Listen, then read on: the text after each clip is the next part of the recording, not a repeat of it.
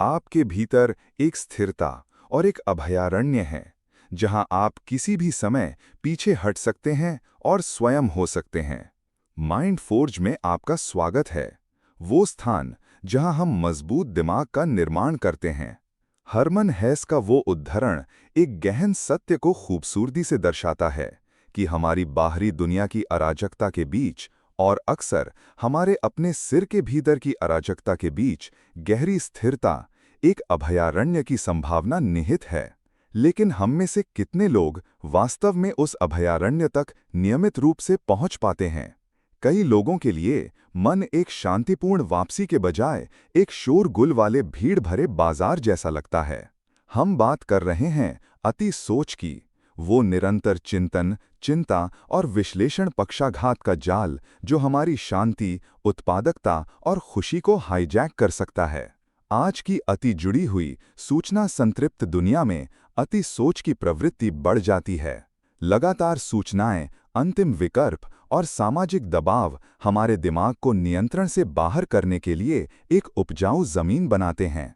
लेकिन क्या होगा अगर मैं आपको बताऊं कि आप उस शोर को सचेत रूप से शांत करने और केंद्रित शांति की स्थिति विकसित करने के लिए एक उपकरण, एक मानसिक तंत्र बना सकते हैं?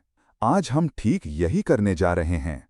हम अति सोच का विखंडन करने जा रहे हैं और फिर टुकड़े टुकड़े करके, जिसे मैं स्थिरता स्विच कहता हूं, उसका निर्माण करेंगे। एक व्यवहारिक ढांचा जो आपको मानसिक बकबक को शांत करने, स्पष्टता खोजने और एक अटूट ध्यान केंद्रित करने में मदद करने के लिए डिजाइन किया गया है। ये विचारों को दबाने के बारे में नहीं है, ये उनके साथ अपने रिश्ते को बदलने के बारे में है। तो यदि आप एक अधिक लचीला और स्पष्ट दिमाग बनाने के लिए तैयार हैं, तो चलिए शुरू करते हैं। इससे पहले कि हम अपना स्थिरता स्विच बना सकें, हमें उस मशीनरी को समझने की जरूरत है। हमारे दिमाग में अति सोच मशीन, उत्पादक समस्या समाधान या विचारशील चिंतन और हानिकारक अति सोच के बीच अंतर करना महत्वपूर्ण है। उत्पादक सोच समाधान केंद्रित होती है, एक लक्ष्य की ओर बढ़ती है और अक्सर स्पष्टता या कार्य की ओर ले जाती है। अति सोच या चिंतन दोहराव वाला, अक्सर नकारात्मक और गोलाकार होता है। ये मन के लिए एक हैमस्टर व्हील जैसा है, बहुत सारी गति लेकिन कोई आगे की गति नहीं। ये समाधान उत्पन्न किए बिना समस्याओं, पिछली गलतियों या भविष्य की चिंताओं पर टिका रहता है। हम सामान्य रूपों को देखेंगे। क्या अगर परिस्थितियां पिछली बातचीत को फिर से खेलना, दांवना बनाना, अति विश्लेषण के कारण अनिर्णय, चिंता और भय। अति सोच अक्सर चिंता के लिए एक मुकाबला तंत्र है। मन अनिश्चितता या कथित खतरों से सोचकर बाहर निकलने की कोशिश करता है। पूर्णतावाद, सही निर्णय लेने या किसी भी गलती से बचने की इच्छा अंतहीन विश्लेषण की ओर ले जा सकती है। अनिश्चितता का डर या नियंत्रण की आवश्यकता, जीवन स्वाभाविक रूप से अनिश्चित है। अति सोच हर संभावना का मानसिक रूप से पूर्वाभ्यास करके नियंत्रण हासिल करने का एक गलत प्रयास हो सकता है। पिछले अनुभव, पिछले नकारात्मक अनुभव हमें भविष्य की समस्याओं का अनुमान लगाने के लिए तार कर सकते हैं, जिससे अति सतर्कता और चिंतन हो सकता है। इनमें से कौन सी जड़ अति सोच के आपके अनुभव के साथ सबसे अधिक प्रतिध्वनित होती है?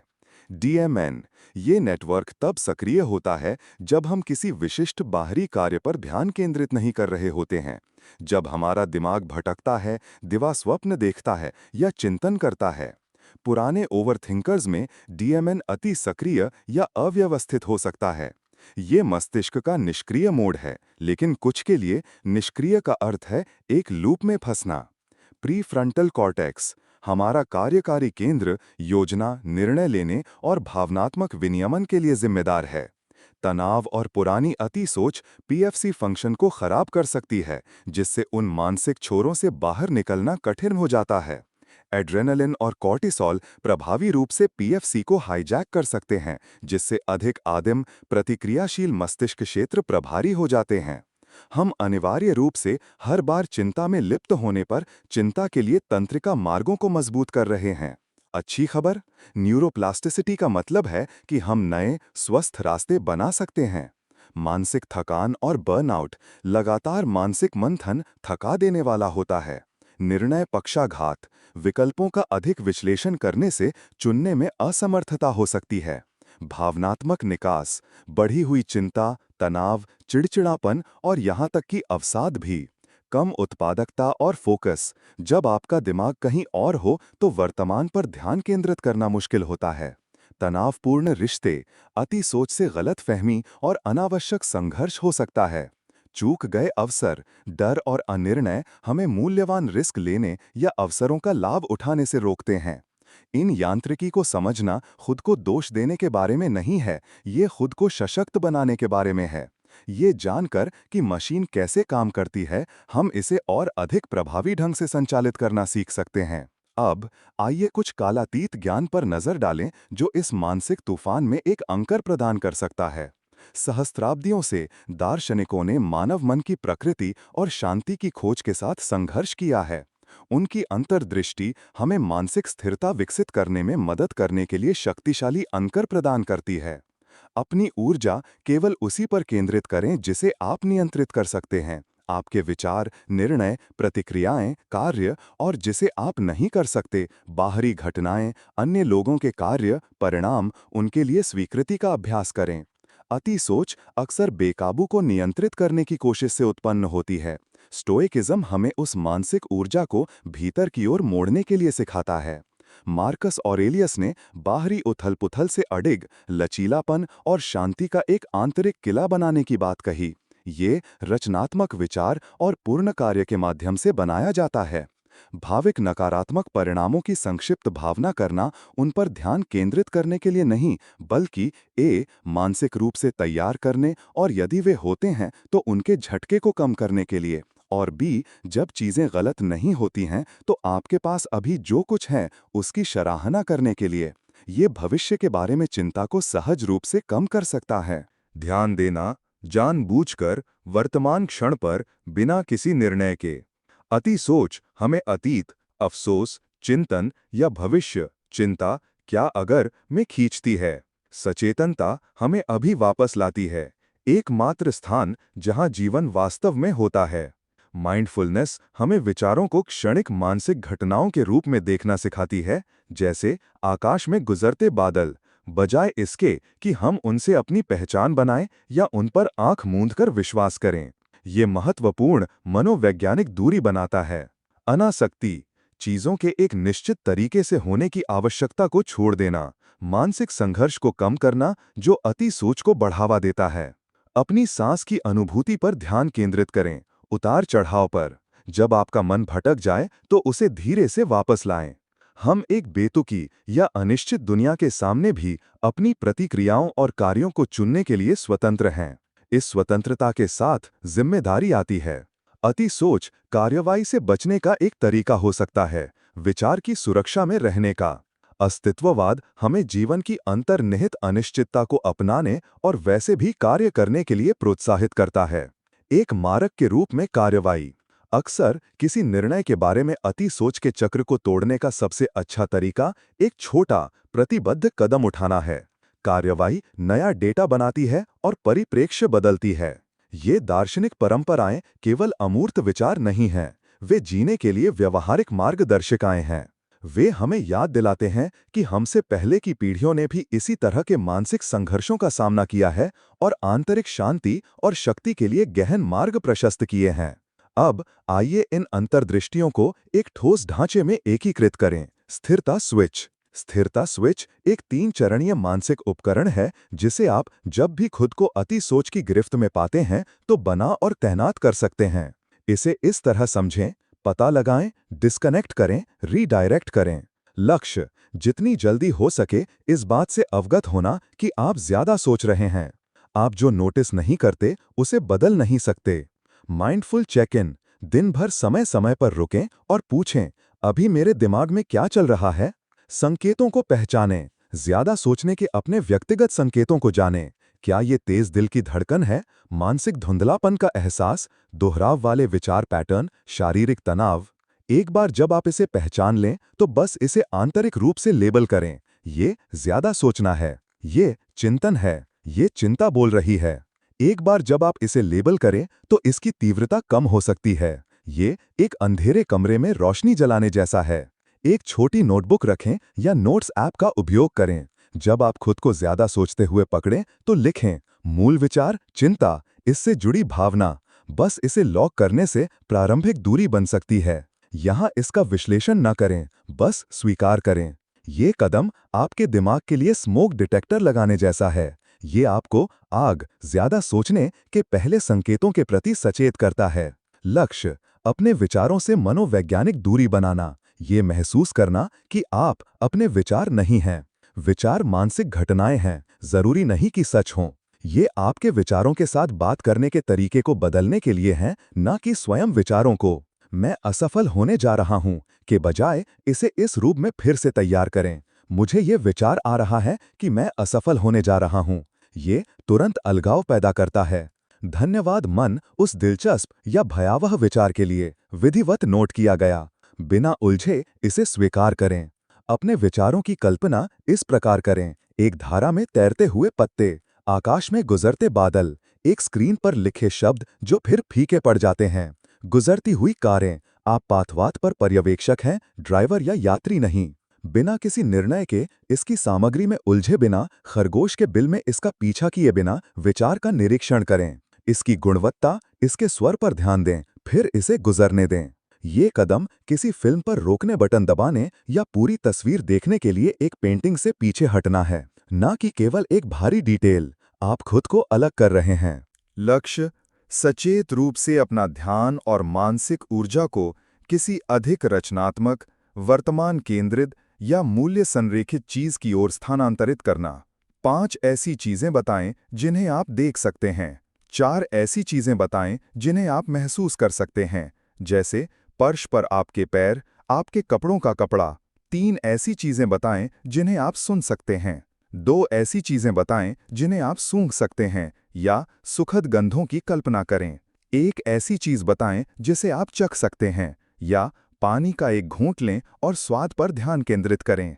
यह आपको जबरदस्ती वर्तमान क्षण में और आपके सिर से बाहर खींचता है। साधारण बॉक्स ब्रीदिंग, 4 के लिए श्वास लें, 4 के लिए रोकें, 4 के लिए श्वास छोड़ें और 4 के लिए रोकें।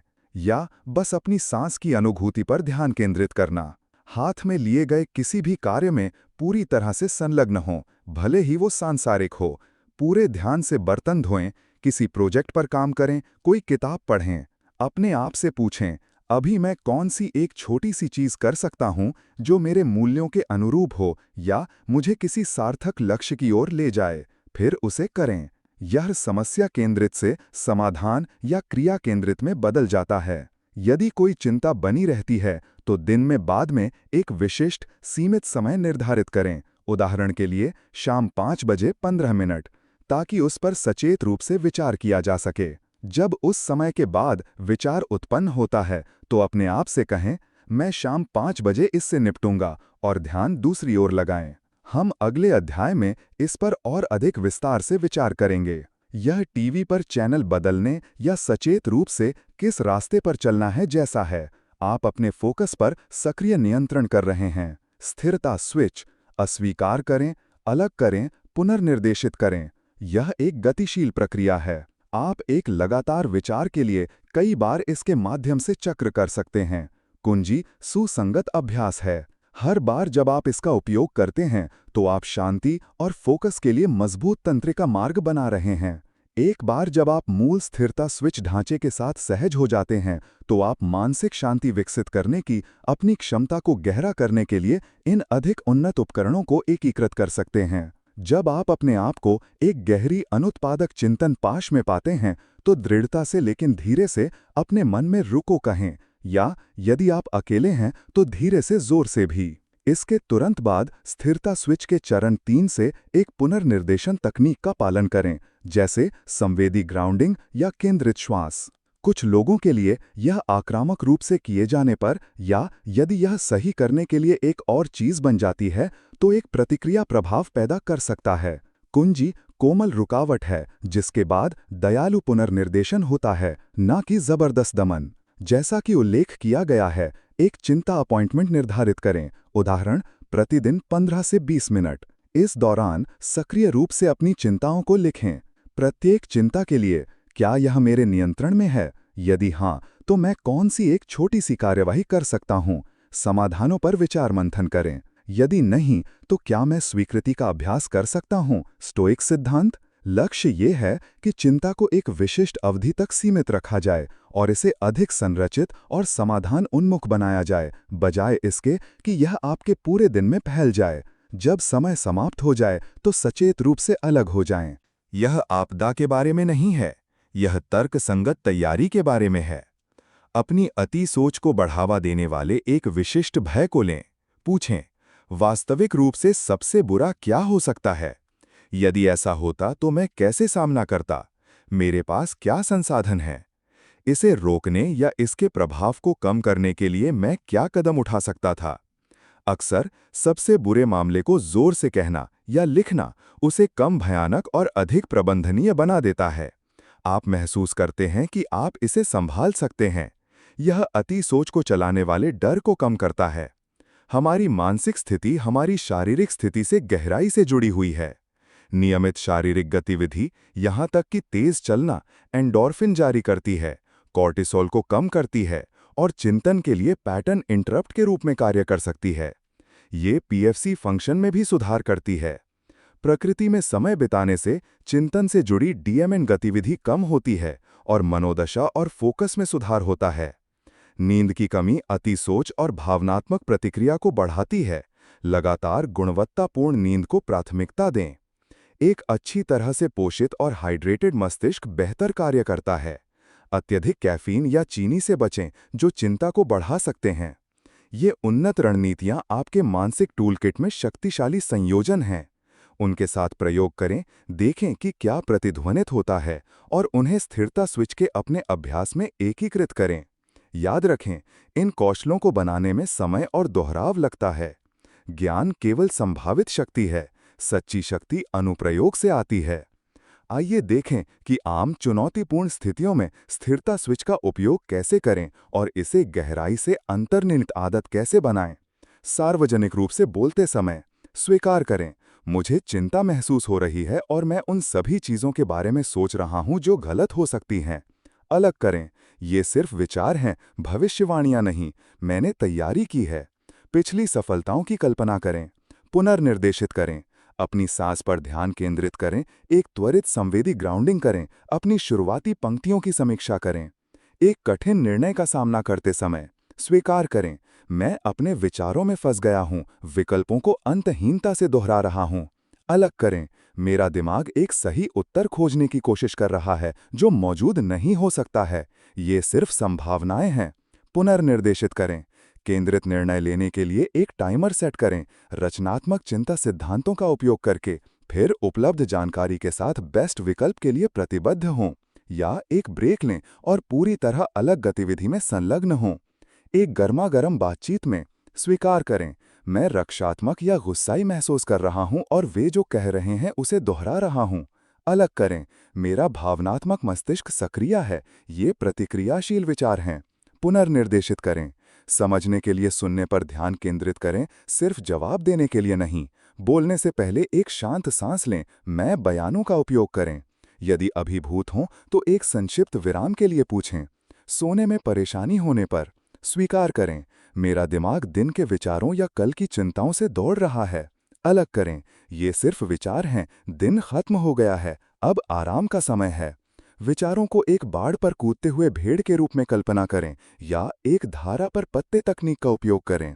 पुनर्निर्देशित करें, अपनी सांस की शारीरिक अनुभूति पर तीव्रता से ध्यान केंद्रित करें। एक शांत नींद ध्यान सुनें या 15 मिनट के लिए बिस्तर से उठें और जब तक आप फिर से नींद महसूस न करें तब तक एक शांत गैर उत्तेजक गतिविधि करें, फिर बिस्तर पर लौट आएं। छोटी शुरुआत करें, रातों रात सभी अति सोच को खत्म करने की कोशिश न करें। प्रतिदिन एक अति सोच लूप को पकड़ने और पुनर्निर्देशित करने का लक्ष्य रखें। तीव्रता से अधिक संगति, छोटी नियमित साधना कभी कभार के वीरतापूर्ण प्रयासों से अधिक प्रभावी होती है। धैर्यवान और कृपालु बनें, आप फिसलेंगे, मन की पुरानी आदतें होती हैं। जब आप ध्यान दें कि आप थोड़ी देर के लिए एक लूप में फंस गए हैं तो खुद को कोसे नहीं, बस स्थिरता स्विच को फिर से लगाएं, यही साधना है। जर्नल या चिंतन करें, संक्षेप में लिखें कि आपने कब सफलता का उपयोग किया और ये कैसा लगा। यह सकारात्मक व्यवहार को पुष्टि करता है। छोटी जीत का जश्न मनाएं, अपनी प्रगति को स्वीकार करें। ये केवल कम तनाव महसूस करने के बारे में नहीं है, ये उच्च संज्ञानात्मक कार्यों को अनलॉक करने के बारे में है। बढ़ी हुई स्पष्टता। एक शांत मन समाधानों को अधिक स्पष्ट रूप से देखता है।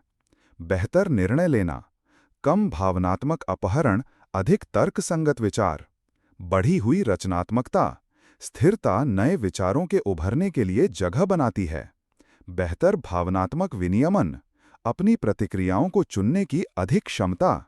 गहरी लचीलापन, जीवन की अपरिहार्य चुनौतियों का सामना करने के लिए बेहतर ढंग से सुसज्जित।